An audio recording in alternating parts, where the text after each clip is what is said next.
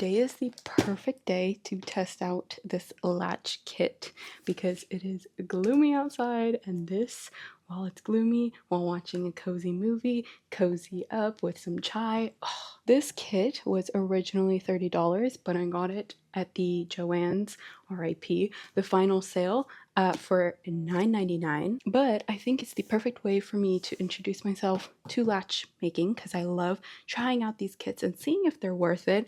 Although $30 is kind of steep for what's in here. You'll see in a second. What's nice about the kit is it comes with the hook, which is, ew, it's sticky. Do you see? It has like yarn all over it. It might just be because it's oiled or something. Anyways, it comes with that. And what is this? We'll find out shortly because there's instructions. And basically this and all of the necessary yarn in the most satisfying of packages. How cute is that? A lot of it, I'm hoping it's enough. We'll be testing out if it's enough, but in theory, it's supposed to be able to fill out this frame. This hurts. This is painful. Okay. Rug binding. When do I use the rug binding? Hold on. Let's see. There's like nothing about this little cotton binding. Finishing instructions are available online. What if I don't have access to the internet? Please just extend the paper and give me the rest. Following this, it's like a paint by numbers but latch. That's cool. So this is the starting point. So didn't they say bottom left? How's that my bottom left? Bottom left corner. But the design is... that would be top left corner. That would be bottom right. So I'm starting here, even though it's a starting point here. Huh? This thing's edges keep going under my nails, and it is painful. How to latch. Cover the edges of your cane. I don't have masking tape. Love that. Love that the tip doesn't apply. Wrap your yarn below the latch. Okay. Keeping it folded evenly. Okay. Insert the tool through the canvas as shown. Bruh. Get in there, sir. Okay. Between the latch and the hook and pull it towards you as you close the latch. How do I do? Okay. Now let go of the yarn ends and pull it through the back hole and come. Oh, I get it. Holy crap, that's gonna take forever. Okay, one down. I thought this was gonna be a couple-hour project. No, honey. There has to be a better way to get the hook through. Also, I don't like that you do this part before you put the hook in, so I'm changing the instructions already, because if you do it after, you don't have to worry about holding this as you're looping the latch hook through, because it's very difficult.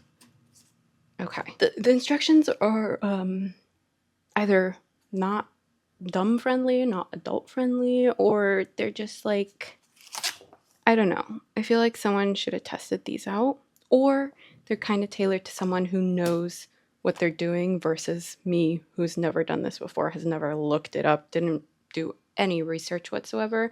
But I'm gonna go ahead and just continue the kit. I'll update you on my progress, but essentially what I'm going to do is follow the patterns. Like, it has everything like labeled and placed here, so I'm just going to go through and follow it. I had a few realizations as I was doing this. First off, this takes forever, an hour to do that first row. I'm also starting to like fix my technique. If you put the hook in this way and then bend and bring it out like sideways, it doesn't get caught on the sides as much. But I also noticed, unfortunately, with this material, this last one right here is actually a row. Usually that wouldn't be a row, but it got undone as I was working, which means this whole thing is probably going to get undone and I'm going to lose a row. In theory, that row would lead to losing the next one, and the next one's the next one. So I'm going to just Mod Podge this last edge. Alright, I've gone through and done a few more rows. I did notice a few more mistakes. I didn't actually need to do the Mod Podge thing because it actually ends here and not all the way over here.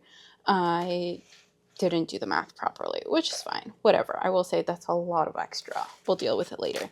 The other thing I noticed is I was using this hook incorrectly. I found out that you're supposed to like use it a lot different than what these diagrams show. Like if you see here, the diagram shows this like part sticking out, but in reality, I'm pretty sure, at least this is what I have found has been the best, is you take the hook and then you stick it in, you stick it through, and then you let this thing come all the way out like this so it's straight completely. The instructions say to put the yarn first, but usually I put the yarn now, and then you pull it through. This will get locked onto here and it will slowly close. As it's closing, that's when you put the yarn in and pull through. So now I know how to use the hook. I'm just gonna keep going and I'll be back to report my other updates, but so far it's really, really fun. It takes me an episode each row, which means it's about 30 to an hour for each row. So it's going to take me a couple of weeks to finish this, but once I finish it, I'll be back with the update. The sun is out today. It is going to be part of the show, apparently, but I've gone ahead and finished the rug. Almost. I decided to leave a few of these available or undone so that I could show you basically the technique I had come up with. I also ended up with like a ton of yarn left. So I was like, I could in theory make the rug a little bit bigger, but for the sake of wanting to be done and my hand carpal tunnel, I'm gonna say not doing that. And I know I could have just looked it up, but I didn't. I decided to figure it out on my own. I have the hook like this, and then I will stick it into the square I need to go into. So sticking it into here and then going under the thread I want to loop around and then over the one after it. This one individual thread gets picked up. I'll then grab my string, loop it under the tool and hold it with my left hand as I push through. Usually when you push through, this thing will open. Sometimes it doesn't. But essentially, once you push through, it will work with the thing you're trying to loop over, this mat, to close it over. So what you'll do is you'll slowly start to pull, and then you'll put the two ends in it. It will close on it, and then you'll pull it through, and then that creates the loop, and then you just want to tighten it. And essentially, just keep repeating that over and over and over like that. It did end up being a like learning curve moment. I know at the beginning it took me a very long time to finish a single row, but by the end it was like more like 15 to 20 minutes each. However, that being said, there's a ton of rows and this took me forever. It took me like 2 weeks. Granted, I obviously wasn't working the 2 weeks fully, but it was like 2 weeks of like a couple hours a day type of thing. Like you just gotta blast a podcast or like binge watch a series. But with that, the rug is done. Now, my tips and tricks. I did just show you how I finished the rugs, but I also noticed with the instructions, it was really, really helpful to fold as I go. So you can see all of these little creases was because I would fold it at the row and then work it. And that helped. I did try marking it with a pen, but then it just doesn't really work as well as just folding it. I also split the other page off to make it a little bit more convenient. The other thing I noticed was the grids on this were really helpful. Like without them, I would be so lost.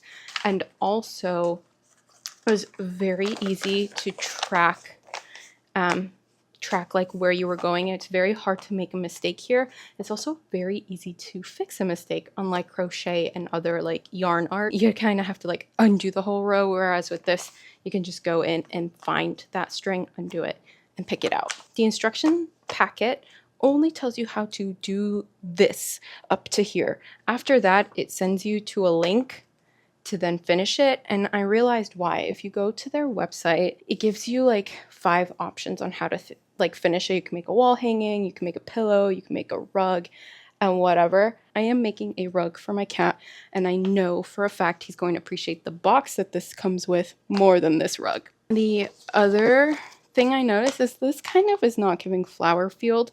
It's giving eggs to me, like slices of eggs or something, right? Like I can't be wrong. Like, I don't know. Anyways, I'm not too mad about it. I think it's cute in general, but Because I am going to be making a rug, I will need this binding. The other thing I noticed is, remember how I said I had to start here? I actually think it would have been better if I had started on this side, even though I was following the instructions, because you're supposed to leave at least an inch to like fold over. And I feel like, although this could kind of be an inch, it's not a full inch. Also, look at how cute the back is. The back is so much cuter than the front. What I need to do now, cut off the excess, leaving about an inch. I'm gonna do 3 rows on all 3 sides that I can cut, and then we can fold it over and start to sew. Now the instructions require needle and thread. I'm going to use embroidery thread just because I think it will be a lot more sturdy than normal thread. You do need that. That doesn't come with the kit, but the binding does, which is really nice because I don't know what I would have done without it. These squares, so I will cut here. Holy. Oh, no. Ow. That is sending the nerves in my hand. Hold on.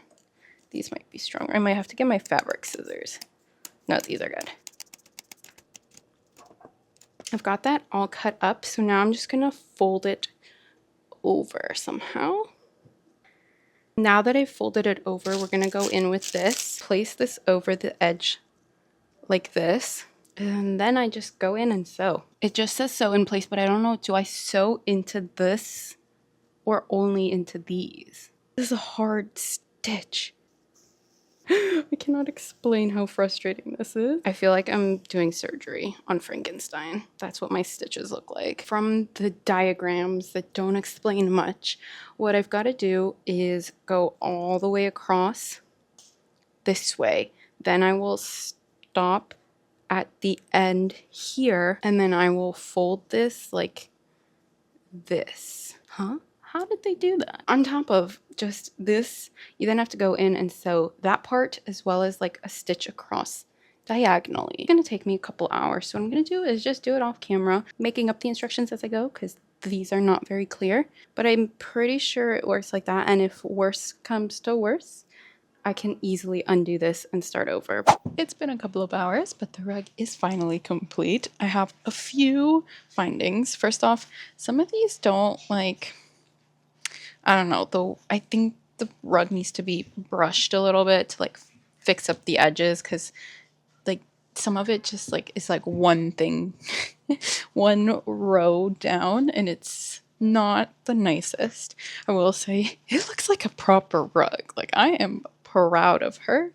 The backing looks cute. Again, I think the pattern looks so much better here than it does on this side, but this is what the like stitching ended up looking like. You can tell where my stitching looks a lot better than others. You can tell where I started and where I ended for sure. Also, I ended up folding it like this on camera earlier, but what I ended up doing was doing like a triple fold. Like I folded it this way and then this way and then back this way to cover all of the corner, which I didn't end up fixing this one because this is for my cat. It's not gonna matter. Well, it might if he decides to scratch at it, but it's fine. The other thing I noticed is I was like complaining about how my OCD didn't like that the strands were different heights, but I think it works out. Now that the rug is like complete, you can kind of see the layer of the white, the yellow, and this dark green for sure. Regardless, I do think this was really, really fun. I think it is one of those projects that like if you want to fill your time with something, but you don't know what you want to do and you want something crafty and easy, this is definitely the way to go. But with that, I am off to deliver this to my cat.